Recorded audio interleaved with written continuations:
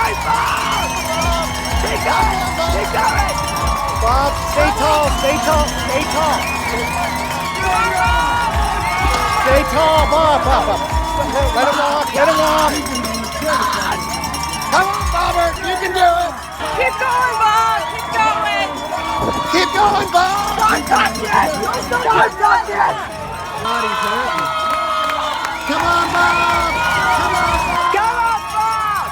Come on! Come on! Come on! Go! Go! Come on! Come on!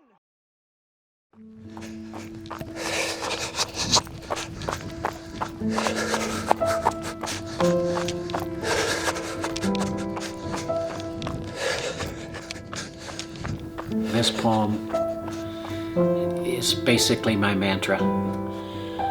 If you think you are beaten, you are. If you think you dare not, you don't. If you'd like to win, but you think you can't, it's almost a cinch you won't. If you think you'll lose, you're lost.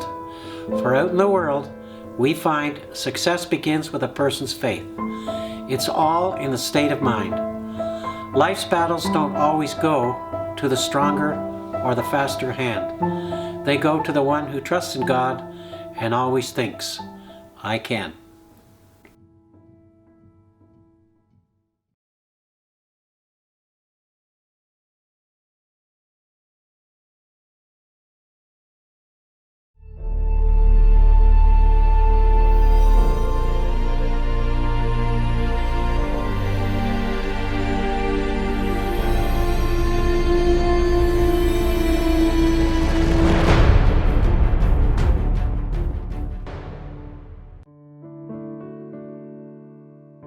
Sometimes failure can lead to your greatest successes, and I was incredibly unsuccessful as a high school athlete. Weak in the water, weak on the bike, average on the run. Why would I ever pick triathlon? But it spoke to me somehow, and I realized very quickly that I had the talent to help other people become great athletes, and that's where my coaching career began. There was no provincial coaches, there were no national coaches, but I had the passion back then, and I just really fell into the position. By the time I was in my early 20s, I was already the national coach for Canada, and all of my energies at that time were going into helping other athletes. One of the concerns I had in those very early years was that the sport was completely adults, no kids. It was an upside down pyramid. And so I came up with the concept of a youth kids program called Kids of Steel. 30 years later, some of the best kids making our Olympic team are still coming out of that youth program. Amazingly, in that very first ever summer of Kids of Steel, 12-year-old Simon Whitfield of Kingston shows up to do his first triathlon. 10 years later, that same Simon Whitfield wins the very first ever gold medal at the Sydney Olympic Games. For 2 weeks, Simon and I were roommates. I was the head coach, and I got to see firsthand how the sport changed his life and all of the Canadian triathletes at the same time. And for the next 16 years, he was a rock star that led the sport across the country. First time I started running was in elementary school. There was a race around the schoolyard, and we started, I think it was like 800 meters, and I finished third. And that gave me the bug to keep going. So I got to high school and continued with the cross-country running. That was before I started marathon running. Then eventually I got to university, we did the cross-country thing again, and finally I hooked up with the Etobicoke Huskies. That was the best club I'd ever been with. We did a lot of track work at Centennial Park, and that's when I got involved in marathon running.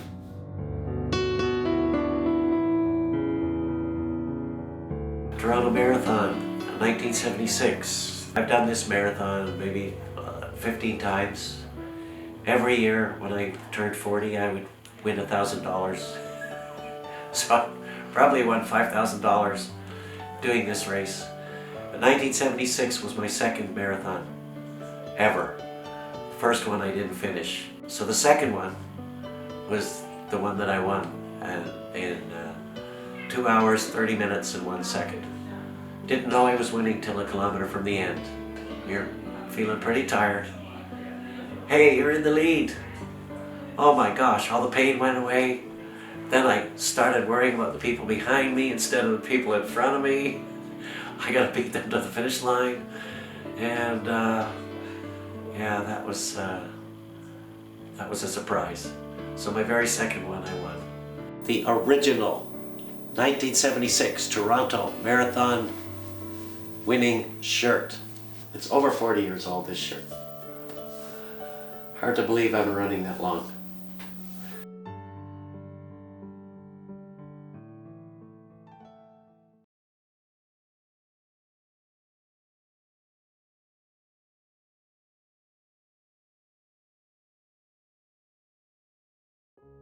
So I met Bob when I came over here on a teaching exchange, and I remember the day because I was standing in my classroom and I looked over towards the door and I saw a pair of legs going past, and I thought, oh, I wonder who that is.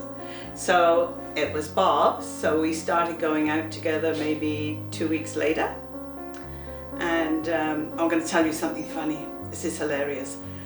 We ended up living in the same apartment building, and he invited me up to his apartment. And when I was looking around, I couldn't believe my eyes. In his bedroom, he had car parts, fenders, in sleeping bags in his bedroom. I should have started running then. Because he was into cars, old cars, right? He didn't have anywhere to store them.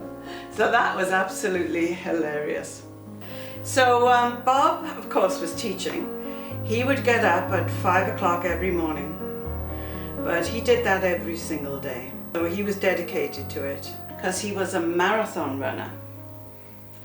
But this little village back then, everybody knew everybody, so the neighbors used to come with me to the races, and they used to call him Jara Vaselina because every time Bob was going out, he used to have a pot of Vaseline with him to stop his top hurting him, I guess, or whatever.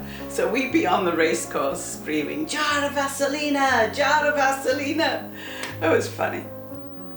I'm not a runner. Although he will tell you a very funny story, because when we were going out together, he said to me, oh, would you like to come for a jog around the track?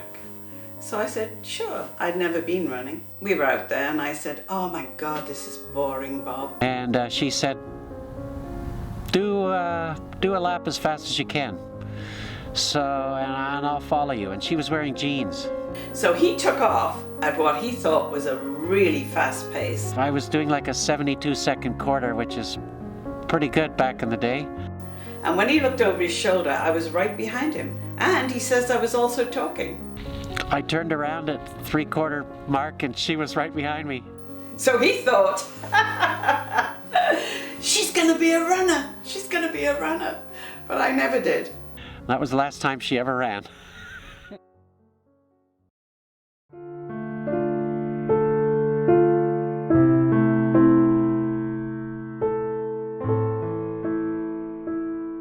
Well, Bob and I got married in '79. We bought this house actually before we got married, maybe 6 months before. 3 years later we had Victoria.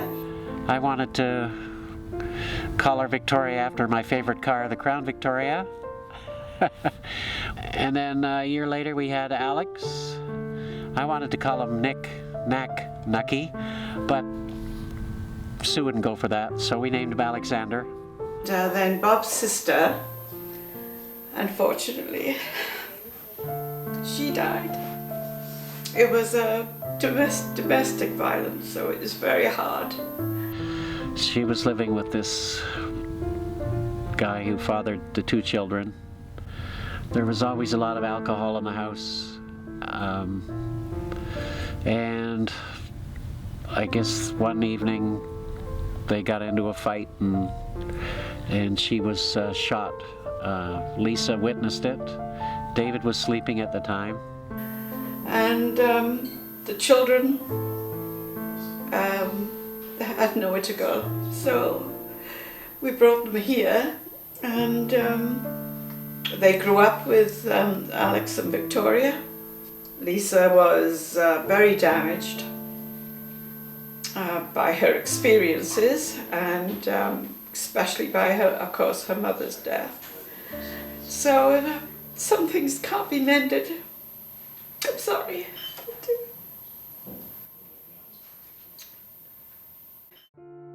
We did a lot of psychiatric work with David to get him on Ritalin and find out what his issues were.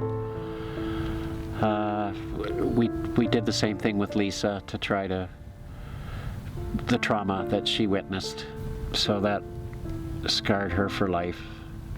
Teenage years, they're very, very difficult years.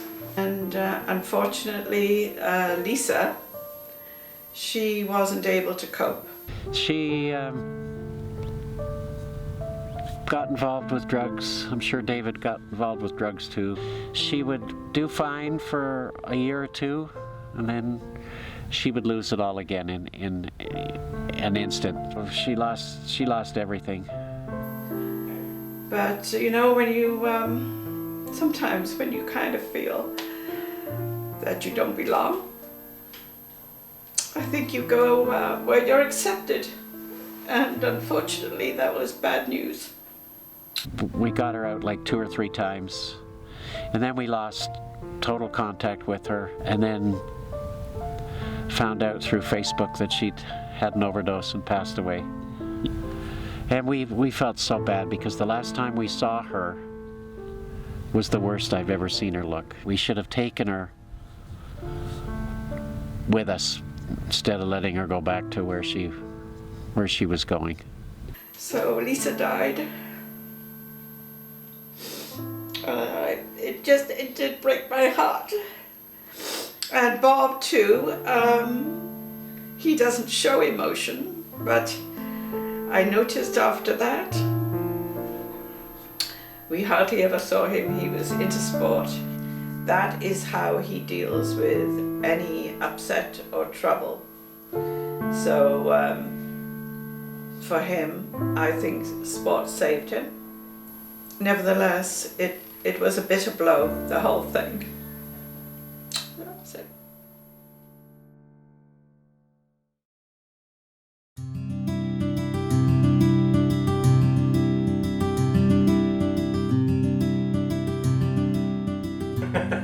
Growing up in this house, yeah, it was a bit tight, but you know, we have a nice backyard and we got the force of the credit right there, so I think for me a lot of time was spent outside. Yeah. It was especially tight for me because I had to share a room with my sister, and we did not have the same taste in music or anything like that. So Spice Girls. Yeah, definitely felt a bit crowded at times, but still fun. Like Alex said, we'd go out to the forks of the credit and explore. It's good. So growing up with Dad, I think I always just remember him being either sweaty or sleepy. Yeah, I agree. I remember going to races, going to watch him in races, which was always exciting. Long days, but exciting. When we were younger, it was just running, so it's mostly running races, marathons. And the first triathlon we ever saw our dad compete in was, he had his swim, he was doing pretty well, and then he went out on his bike and he came back in on his bike and the whole side of his body was covered in blood. So we're just, what the heck happened? And he said, yeah, sipping on my water bottle, didn't notice a speed bump, ate it. So that was the first triathlon we ever saw. If I wanted to torture my dad, I would give him a day to do nothing and lock him in a house. Yeah. And that would be torture for him. Yeah, with no crappy action movies to watch.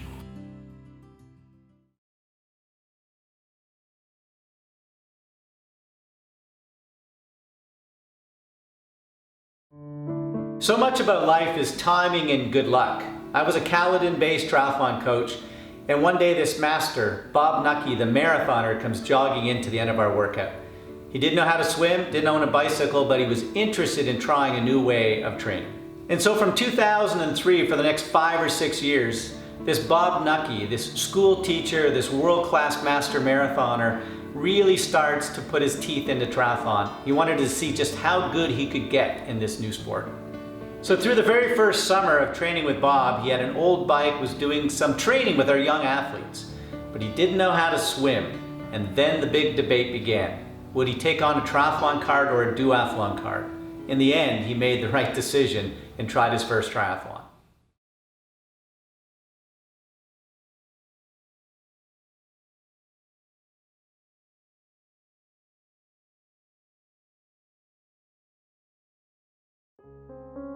A cancer diagnosis isn't something that a coach actually factors into a training program. Bob Nucky was signed up for Ironman Wisconsin. It was going to be his very first Ironman. And in the middle of the summer, after cancer surgery, it was clear that he was just going to come and watch the rest of the teammates. At the last minute, before the race, he saw this incredible medal at Ironman Wisconsin and decided he was just going to start the day. Some 14 hours later, Bob Nucky, doing his very first Ironman just 2 months after finishing cancer surgery and on no training, finished his very first Ironman. Truly incredible.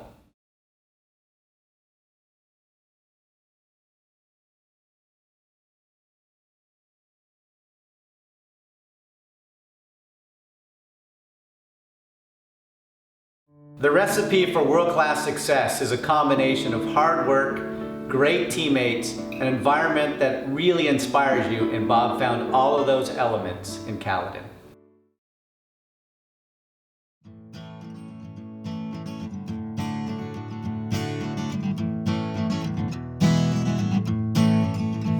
They say life's a wandering road, got a long way to go, but who said you gotta walk it alone? So keep your head up with a smile, 'cause we'll be out there a while, walking along life's long road. Mama said there'd be days like these, where you can't seem to see the forest for the trees, when the sun's flying high in the big blue sky. Mama said there'd be days like these. And she said there'd be days where the sky's falling down, when it rains so hard that you can't hear a sound, when you can't see to drive through all the tears falling down, when you just can't seem to put your 2 feet on the ground. Mama said, Mama said, Mama said, Mama said, Mama said there'd be days like these. Yes, Mama said there'd be days like these, when you can't seem to see the forest for the trees, when the sun's flying high in the big blue sky. Mama said there'd be days like these.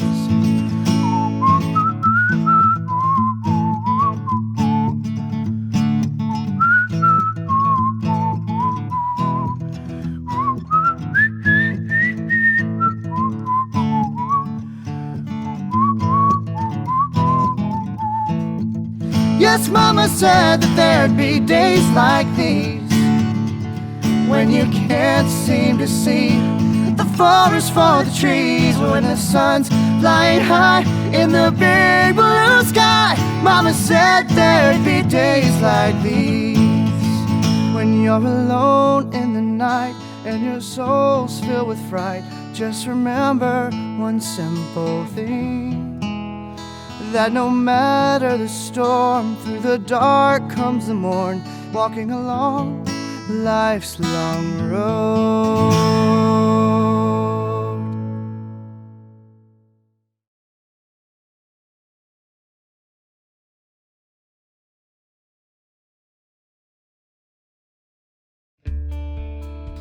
A big part of the strategic plan of getting to the Hawaii Ironman is actually qualifying at a race before.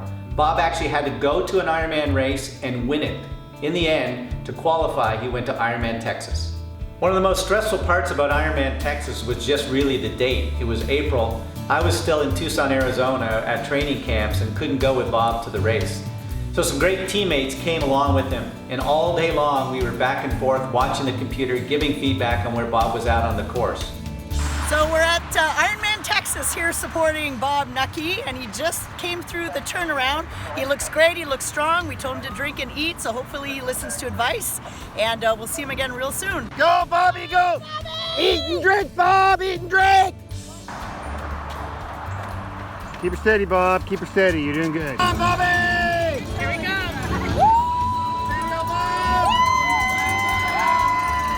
Bob Nucky, 69 years old, and 74 inches.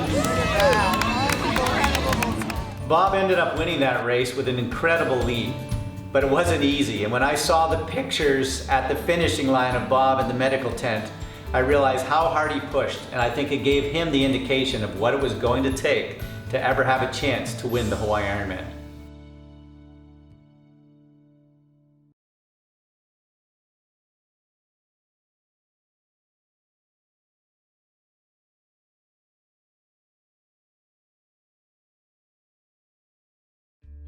To simulate the conditions for Hawaii, Bob and I decided to go back to the place that he's done his best training over the last 10 years, Tucson, Arizona.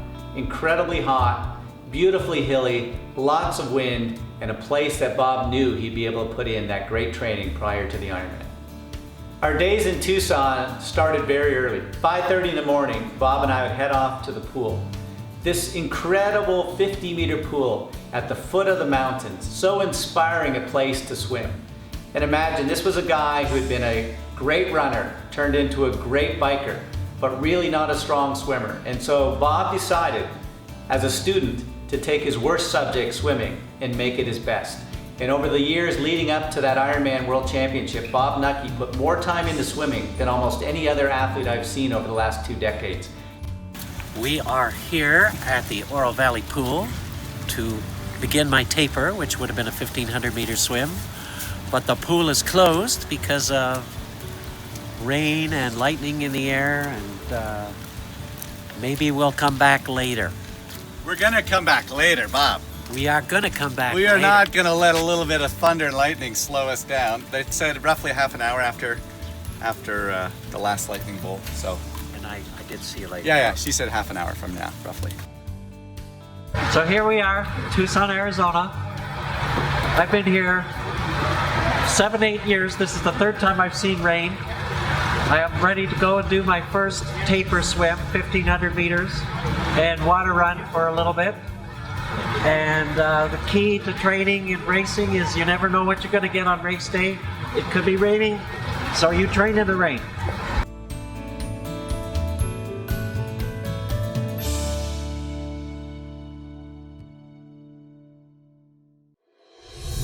Tucson, Arizona is a cyclist mecca.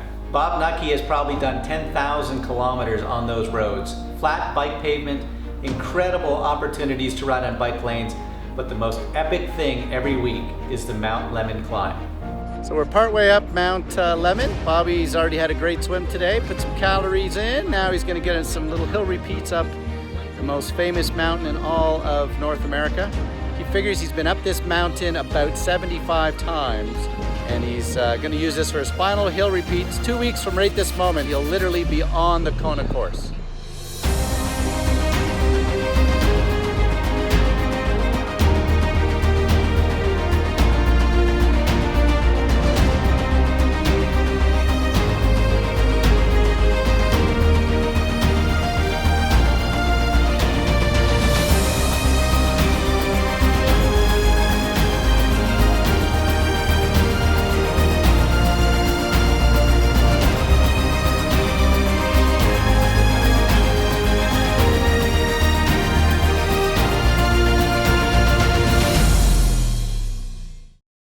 Today, what is it? 30K in 3 hours. What kind of temperature? Pretty close to 100. You motivated? I'll let you know after 15K. All right. Don't be afraid, my friend, to follow the desire in your heart. You'll always know which road is right. Don't think you're leaving me behind. Don't think you're leaving me behind. I'll find a way, I'll take my thousands of mistakes that broke me down into the dust I am today. I'll light them up in flames, for I wade deep into the water. Let these Approaching 59 minutes. Bob just coming into the 10K mark. We're at 1 hour, 59 minutes. You can see Bob in the backdrop here. We're just at the 20-kilometer mark. Learn to be still, my friend. I know that you are tired. I have seen the colors faded in your eyes. There'll come a day, my friend, when everything is quiet for a while. Another place, another time. So just under that 6-minute pace the whole way. That's got to be great for the confidence in 100-degree heat. I mean, there's no way you're ever going to see this hot a day by the time you're running in Kona. Recovery is such a critical part of endurance training, and Bob Nucky had one of the greatest massage therapists you could ever find. 5 or 6 times over 3 weeks, Eric would show up with his table, and after Bob would finish a 5 or 6 hour day, Eric would put those old muscles back into form so that he could go back out the next day and do the training again. Are you looking forward to this race coming up? Is it something that excites you, frightens you? How would you describe it? It's a little bit of everything. I'm excited to do it. I want to try and reach my 2 goals. The thing that scares me is 42 kilometers at 6-minute pace. I just hope I can maintain 6 minutes as long as I can. And I'll try to maintain it as long as I can. I would never get 3 massages in a week, but thanks to Barry, it's helped me get through the volume of training that I've been doing. And thank goodness we got taper going on after this. After 3 weeks of absolutely incredible training, Bob had done everything I could humanly ask him to do. It was time now to start the taper and to head to Hawaii in the big show and see if he had what it took to win the World Championships.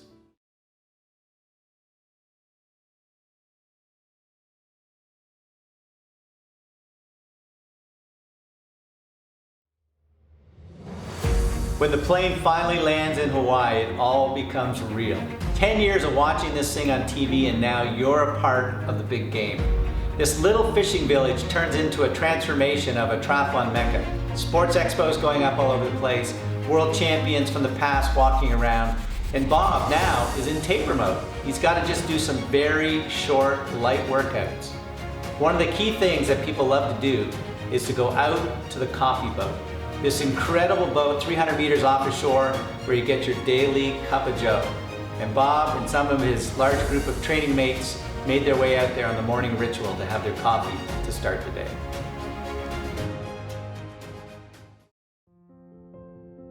There's not a lot of accommodations in Hawaii, and so we were incredibly fortunate to get this Mecca house at mile 3, the perfect location, multiple bedrooms, near the ocean, a place for everyone to have some free time, and Bob had Team Nucky all there in this great house to give him the energy over the last few days that he needed as he was tapering into the big race. Just 3 days out from the race, we get notice that Bob's wife Sue was coming to watch the race. It was something I was a little bit nervous about because here Bob had been in this training mode, this Rocky Balboa training mode for the last 3 weeks, and now suddenly some new family members were coming in. Our good luck charm is here. What do you have to say, Sue? You're right. Oh, he's my hero. He is all of our heroes. But when Sue got to the airport, her first chance to see Hawaii, the energy that she brought Bob and that peace over the last few days was that final bit of energy that he needed leading into the race. Dozens of hours have been spent analyzing all of the data of the 70-year-old competitors. By the time the race started, Bob and I knew every athlete in the 70 category and the ones he had to worry about. It came down to 2 men. Simon Butterfield, the man who had won last year at the Hawaii Ironman. Simon from last year. World champion, here's all his splits. There's his splits. We thought he had the record, but he doesn't have the record. This man has the record. Simon has his finger up because he finished in first place, but you can hardly see it, but I've given him a second finger. Number 2. The other, Herman Hefty, an incredible athlete from Switzerland who Bob had never beaten before, was in the race and the man that everyone feared, and Bob knew that in the end it would probably come down to him and Herman at the end of the run. And thoughts as you're leading into your last few days before the race? Starting to get a little nervous. Drinking my Kona coffee. Feel like I'm ready. I've done all the work. Can't do any more. Just hopefully we get some nice weather on the day and let her rip. 2,500 athletes go through their own personal ritual the night before an Ironman, making sure all the products are there, your nutrition is ready, everything is there, and when it's finally done, you have a long night to just lay in bed waiting for the big race to come. When I did Ironman Arizona, I was picking these up off the ground because I didn't have any with me. And there was a lady that saw me and she said, "You don't have to do that." And she gave me like 15 tablets. And that was probably my best run. It was under 4 hours for the marathon.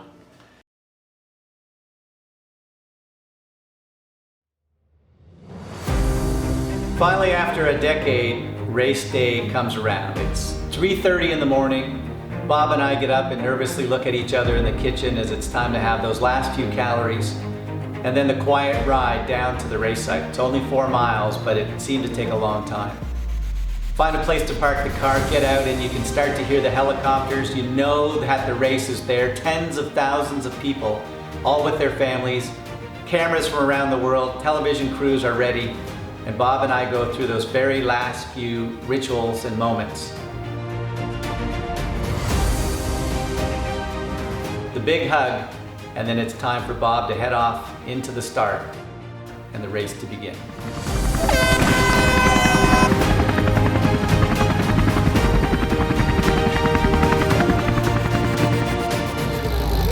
We're sending energy to him right now so he can swim fast and get out on the bike. I'm just praying all the time that he's going to do what he wants to do. Just over 70 minutes after he went into the water, Bob Nucky, after a decade of learning how to swim, had a phenomenal performance. Top 3 in the 70-plus age category, coming out of the water, looking incredibly confident. And as he headed out onto the start of the bike, many of his friends from Canada who had made the long trek to Hawaii, along the first few hundred meters of the bike course, writing his name in chalk on that first big hill like the Tour de France, and this powerful 70-year-old man now starting that 180-kilometer bike ride. But the first part of the day, the swim, had been spectacular.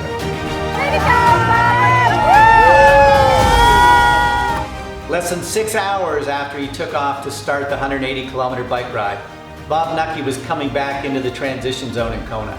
He'd had the perfect ride. He negative split. He went faster the second half than the first half. He passed all of the competitors that were ahead of him and started the run with an almost 4-minute lead. It was the perfect way to start the marathon.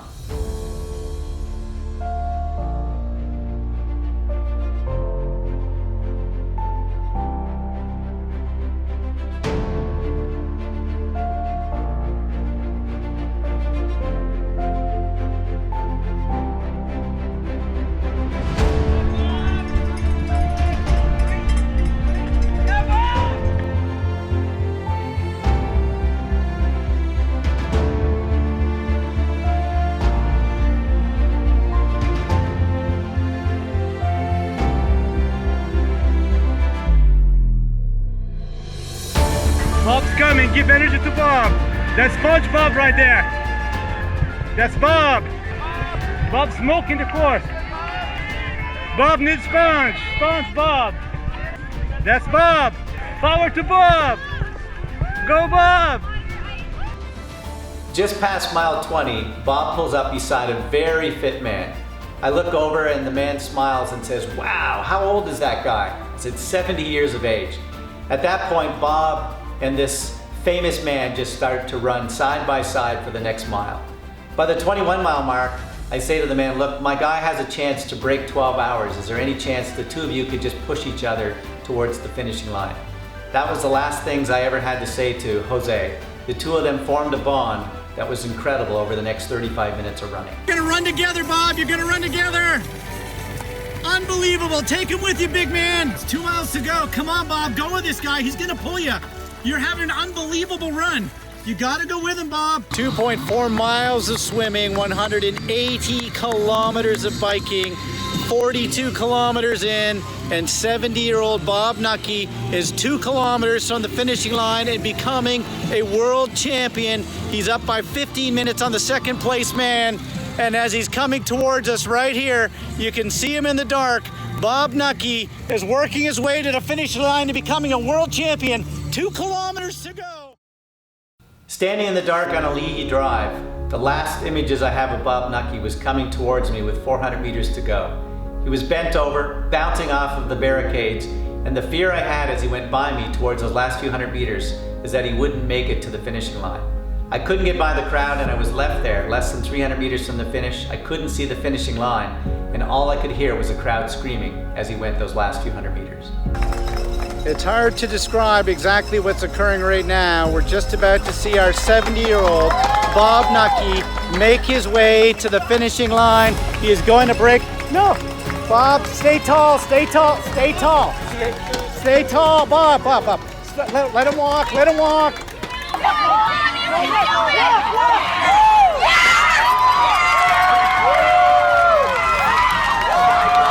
70-year-old Bob Nucky! Well, that's not him. I think that's Andrea Herbold. Yeah. Bob Nucky from Ontario, Canada. Come on, let's let him hear you. 70 years old. What a gutsy bastard, holy. You're not kidding. You should have saw him there. I was glad I didn't see him. Because I didn't think he was going to make the last 400 meters after all that work. I just saw him bent over, and I knew I'd never seen him like that before, ever. Nice. There you go, Bobby. There you go, Bob. Fantastic. Here at the medical tent waiting for Bob. We understand that he ended up with some stitches. He apparently fell after the finishing line. He runs faster than he bounces. What an incredible guy. World champion, under 12 hours. Just, I can't describe how proud I am of him and how scared I was when he went by me with 500 meters to go. Not many people can push themselves to the absolute exhaustion. Well, that was the day for Bob Nucky. From the finishing line to the medical tent, and eventually, incredibly, not long after, coming back out, stitches from the cut, big smile on his face. We collected his bike, and then that incredible opportunity to go back to the house where all of the family and friends had been waiting to celebrate with Bob with this incredible performance that had been such a long dream for so many people.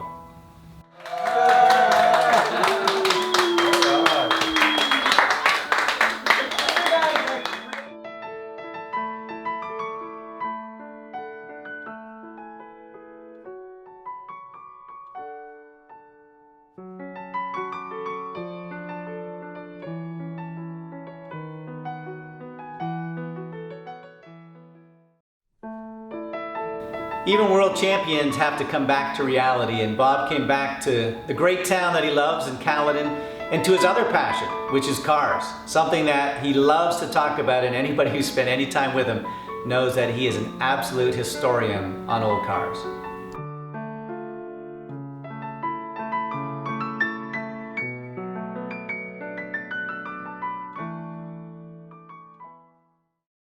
So one of my other passions besides triathlon is old Ford cars. And this is one that I bought about 5 years ago. Got it from Virginia. It originally came from Arizona. It's a Crown Victoria Skyliner, 1955. The reason I got interested in these was my father had one when I was growing up.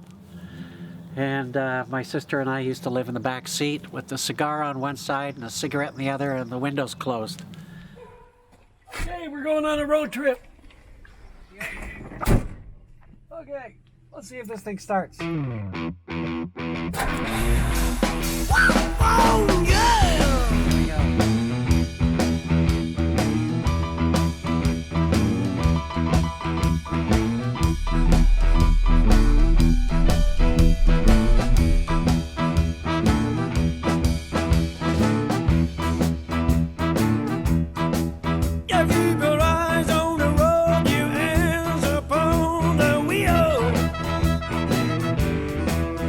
Keep your eyes on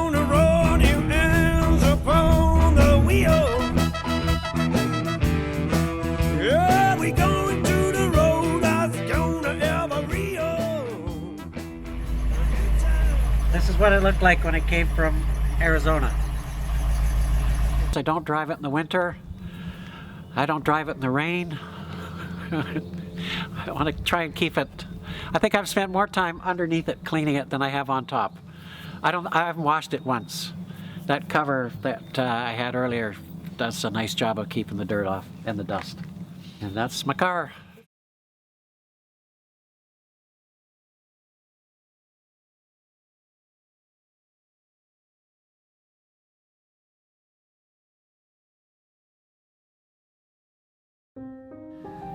In life, there are no guarantees.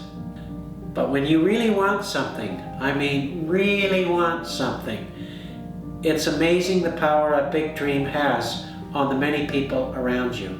Dream big.